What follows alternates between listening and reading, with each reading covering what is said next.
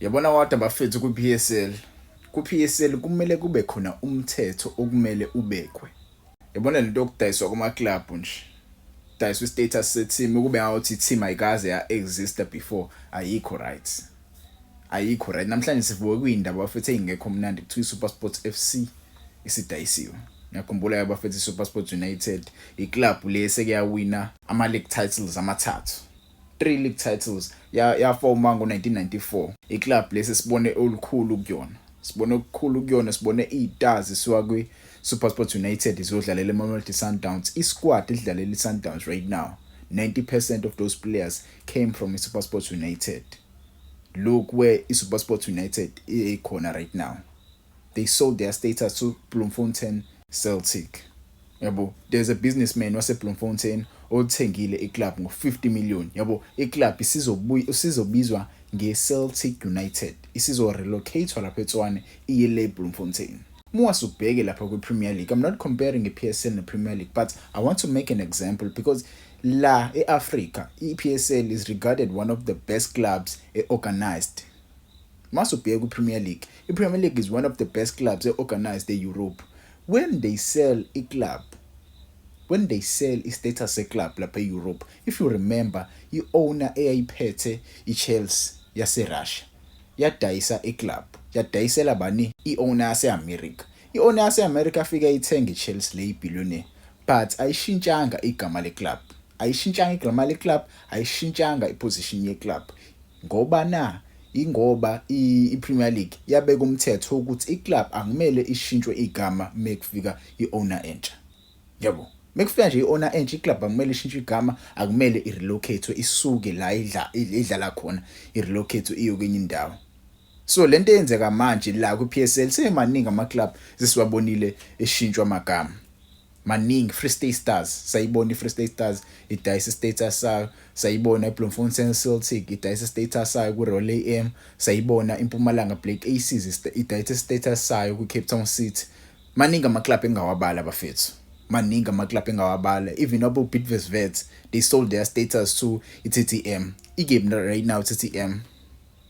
Awungitshela ama comments igame iTTM.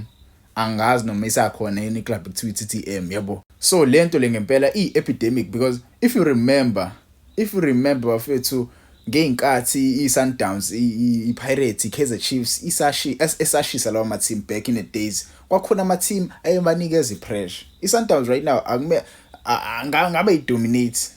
Yabo, ngabe idominate ukuba sakhona ama team manje ngoFree State Stars, ukuba sakhona ama team manje ngoPlatinum Stars, ukuba sakhona ama team mfethu anje ngoBidvest. Lawo ma team akanjalo ayinikeza iSundowns inking.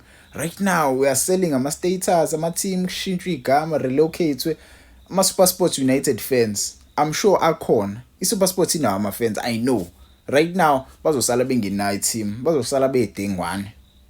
Same as ama fans eBloemfontein Celtic. Ngosikhathi iclub idayiswa nawo basala dengwane. Basala dengwane bengenawo ama club abazowasupporta. But ke right now I'm sure they are happy. Iclub yabo izobuya, but ke izobuya negama elisha izobe Celtic United, but I'm sure the fans will still support the club. Yabo, it will relocate from iPretoria to le eBloemfontein Celtic.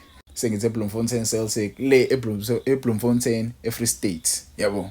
So bafethu akusizona indaba ezimnandi lezi, but ke I'm sure ama fans athanda ibhola leFree State ajabulelile lokhu asizoba nama club amabili adlala ibhola khona because mukhumbula kahle iMaromo Gallants played their football kuPretho Premiership last season khona leFree State. So there will be another team ezobidlala khona. So kuzoba neFree State derby, kuzodlala ama team awu2 adlalela khona their home games. But ke wangitshela ama comments wena uzizwa kanjani ngale ndaba le. To be honest mina ngikho happy bafethu. SuperSport United isisinikeza ama memories amaningi kakhulu. Ngiyayikhumbula ishaya iPirates. But ke bafethu yeah. Nje mfethu SuperSport sekuphelile ngayo abadlali abebeyidlalela. I'm sure right now they will relocate to eBloemfontein badlalele iCeltic United. But umdlalo wasayinwa iSundowns osuka le eSouth America. Yamsayina ngomalini, I think it was 53 million. Imagine umdlalo osayinwe iSundowns oyedwa uworth. He's even more le mali le idayiswe ngakhona iSuperSport United. He's even more because lo mshidalo abamthenga 53 million. iSundowns shothi yona isengathenga noma yipi club la ku-Base Premiership mebethanda basengathenga noma yipi club indlela abanemali ngakhona.